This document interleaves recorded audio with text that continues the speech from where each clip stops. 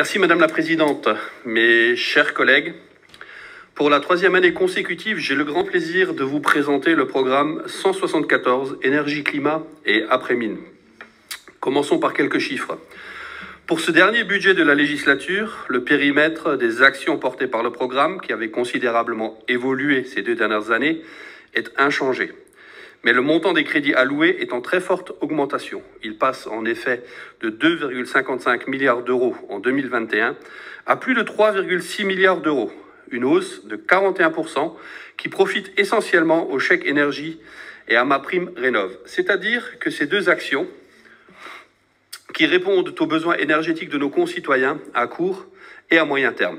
Cette hausse est particulièrement conséquente pour MaPrimeRénov', car il s'agit de pérenniser dans le budget de l'État le financement de ce dispositif qui a été en grande partie porté par le plan de relance cette année. Le crédit de MaPrimeRénov' du programme 174 passe donc à 1,7 milliard d'euros pour 2022. Je rappelle qu'à sa création, ils étaient de 750 millions d'euros. Ils seront complétés par 300 millions d'euros issus du plan de relance pour atteindre les 2 milliards d'euros annoncés par le Premier ministre en septembre dernier. Je signale cette volonté forte de notre gouvernement de s'adresser aux ménages et aux professionnels. Il s'agit en effet d'inscrire ces aides publiques à la rénovation énergétique des logements dans un temps long, absolument nécessaire pour donner confiance et soutenir durablement le grand chantier de l'amélioration thermique des bâtiments. C'est un message d'autant plus important que MaPrimeRénov' est une vraie réussite. 800 000 dossiers devraient être déposés pour cette première année de plein exercice. Ce succès est la raison pour laquelle j'ai souhaité détailler plus particulièrement cette politique publique cette année, dans la deuxième partie. Avant cela, permettez-moi de vous présenter brièvement les autres crédits du programme. Comme je vous l'ai indiqué, les crédits du chèque énergie pour 2022 augmentent de près de 15% par rapport à 2021. Ils s'élèveront à 958 millions d'euros afin d'anticiper une augmentation probable du nombre de bénéficiaires compte tenu des effets de la crise sanitaire. La campagne pour 2022 sera précédée par la distribution d'un chèque supplémentaire de 100 euros en décembre prochain. Tous les ménages déjà bénéficiaires du dispositif y auront automatiquement droit. Cela représente une dépense globale de près de 600 millions d'euros qui sera intégrée dans le prochain projet de loi de finances rectificative. Je salue effectivement cette réponse du gouvernement concrète aux besoins de nos concitoyens les plus fragiles qui se combine avec le gel du tarif réglementé du gaz et la baisse du prix de l'électricité annoncée par le gouvernement. Concernant les aides à l'acquisition d'un véhicule propre, 506 millions d'euros d'autorisation d'engagement et 910 millions d'euros de crédit de paiement sont prévus dans le programme 174 et le plan de relance pour financer le bonus écologique et la prime à la conversion. Ce montant est en baisse par rapport au niveau d'aide exceptionnel de 2021 qui répondait à 2 enjeux. Continuer à aider les Français à acquérir un véhicule vertueux et soutenir la filière automobile à un moment critique pour elle. Le budget pour 2022 se réinscrit donc logiquement dans la trajectoire de réduction progressive du bonus écologique qui prend en compte l'essor de l'offre de véhicules électriques. Toutefois, je recommande au gouvernement de reporter de 6 mois l'application des nouveaux barèmes afin de mieux prendre en compte la reprise du marché automobile qui n'a pas encore retrouvé ses niveaux d'avant-crise. Les montants des primes à la conversion restent quant à eux stables, mais les critères d'éligibilité des véhicules seront alignés sur le seuil de déclenchement du malus automobile afin d'avoir un système incitatif cohérent. Cela ne devrait pas empêcher d'atteindre l'objectif du million de véhicules remplacés grâce à ce dispositif durant la législature. Concernant les crédits consacrés à la gestion économique et sociale de l'après-mine, ils s'élèvent à 302 millions d'euros, en baisse d'environ 4% par rapport à 2021. Elle s'explique par la fonte naturelle du nombre de bénéficiaires qui a été accentuée du fait de l'épidémie de la Covid. Les gueules noires, souvent âgées, abîmées au niveau pulmonaire, ont très fortement été frappées par la crise sanitaire. Je tiens ici à saluer l'action de l'ANGDM, l'Agence nationale de garantie des droits des mineurs, durant cette période difficile. L'agence a su assurer la continuité de ses missions pour servir les prestations aux ayants droit. Elle a également trouvé des solutions pour garder le contact avec son public en l'absence de visites physiques. Je me félicite également des solutions trouvées par l'ANGDM et ses autorités de tutelle pour éviter tout problème de trésorerie auquel nous avions rendu attentifs lors des 2 précédents avis budgétaires et ainsi garantir la distribution des aides aux anciens mineurs. Les crédits destinés aux outils de contrôle de la politique énergétique sont en augmentation de 31% par rapport à 2021, afin de financer les études en vue du développement de l'éolien en mer, mais aussi l'accompagnement social des salariés de Fessenheim et notamment des 4 dernières centrales à charbon.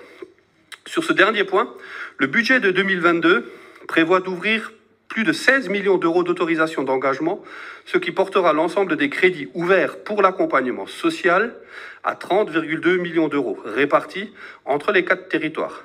9,3 millions d'euros de crédits de paiement sont également prévus pour financer les dépenses déjà initiées. Enfin, je terminerai par les crédits dédiés à la qualité de l'air qui représentent une baisse en trompe-l'œil dans le budget pour 2022. En effet, le niveau important de financement en 2021 correspondait à 2 éléments conjoncturels. En raison de la crise sanitaire, il fallait tout d'abord garantir le budget des organismes chargés de la surveillance de la qualité de l'air en compensant la baisse prévisible des revenus tirés des taxes affectées. Il fallait également aider ces organismes dans l'acquisition de nouveaux matériels dédiés à la surveillance de nouvelles particules.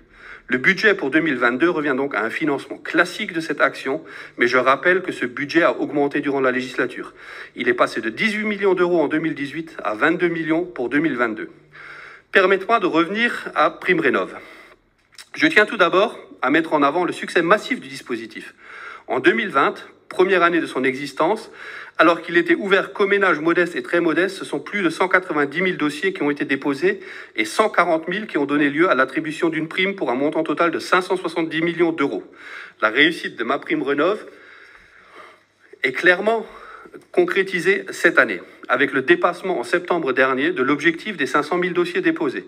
Cela a conduit le gouvernement à envisager désormais un objectif de 800 000 dossiers sur l'année afin de pouvoir parer à une augmentation des demandes de primes. Les crédits initiaux pour 2021, qui étaient de l'ordre de 1,6 milliard d'euros répartis entre le programme 174 et le plan de relance, ont été augmentés par précaution à hauteur de 2,18 milliards d'euros. Je me réjouis bien évidemment de la façon dont nos concitoyens se sont emparés de MaPrimeRénov'. Le recours massif à l'aide est la preuve que beaucoup de ménages commencent à entrer dans la rénovation énergétique de leur logement. Il est d'ailleurs très probable que les périodes de confinement successives aient joué un rôle dans la prise de conscience des Français sur le besoin d'améliorer la qualité thermique de leur logement. Je me félicite également que MaPrimeRénov' ait permis de réorienter massivement l'aide publique vers les ménages qui en ont le plus besoin. Les chiffres parlent d'eux-mêmes. Quand à peine 10% du montant total du CITE profitait aux ménages des 4 premiers déciles en 2018, c'est 82% des crédits de MaPrimeRénov' qui leur sont désormais reversés. Le choix d'un système basé sur un barème de revenus et sur des aides forfaitaires adaptées à rapidement verser s'est avéré payant. Les ménages modestes ont désormais pleinement accès aux aides publiques et ils s'en servent massivement pour améliorer la qualité thermique de leur logement. J'insiste sur ce point, car le premier pas est important pour initier des projets de rénovation énergétique plus ambitieux. Il faut profiter de l'effet d'entraînement que peut susciter MaPrimeRénov', mais cela suppose de développer l'accompagnement des ménages. Nous le savons depuis longtemps, face à la complexité des travaux de rénovation, nos concitoyens manquent très souvent de conseils indépendants et fiables pour organiser leurs projets. Envisager des solutions auxquelles ils n'avaient pas pensé ou encore élaborer des plans de financement qui soient soutenables pour leur budget. C'est tout l'objet du développement de l'assistance à maîtrise d'ouvrage que nous avons inscrit dans la loi Climat et Résilience et qui devrait prochainement se concrétiser dans les guichets à la rénovation énergétique. C'est dans ce cadre que MaPrimeRénov' pourrait s'avérer efficace pour des projets de rénovation globale, qu'ils soient effectués en une seule fois ou en plusieurs étapes. En effet, la flexibilité que permet MaPrimeRénov' dans l'échelonnement des travaux peut être un outil mis à la disposition des assistances à maîtrise d'ouvrage pour amener les ménages à effectuer des rénovations plus ambitieuses. Dans ce cas, des améliorations du dispositif sont possibles, à commencer par une prime favorisant le recours à l'assistance maîtrise d'ouvrage, comme l'a recommandé le rapport Sichel, une amélioration des bonus BBC et de sortie du statut de passoire thermique, ou bien encore des majorations de primes lorsque les économies d'énergie sont atteintes à l'issue de plusieurs travaux échelonnés dans le temps, ce qui aiderait surtout les ménages à faible revenu. Il faut donc continuer à réfléchir à l'évolution de MaPrimeRénov' sans pour autant avoir de fond en comble le système.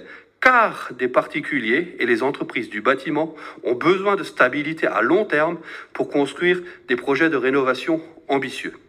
Mais face aux enjeux à venir, nous devons réfléchir à des sources de financement supplémentaires pour MaPrimeRénov'. Sur ce point, je serais partisan d'allouer une part plus importante des revenus tirés de la vente des quotas carbone vers la rénovation énergétique. Ces revenus ont considérablement augmenté en 2021 et pourraient atteindre près de 1,5 milliard d'euros en fin d'année. Ils devraient continuer à rester à un haut niveau dans les années à venir. Selon la directive européenne qui encadre la vente de ces quotas, 50% des revenus qui en sont tirés doivent servir à financer des projets en faveur du climat. Or, pour le moment, seuls les programmes de rénovation énergétique de l'ANA sont financés par ce dispositif à hauteur de 481 millions d'euros à compter de 2022.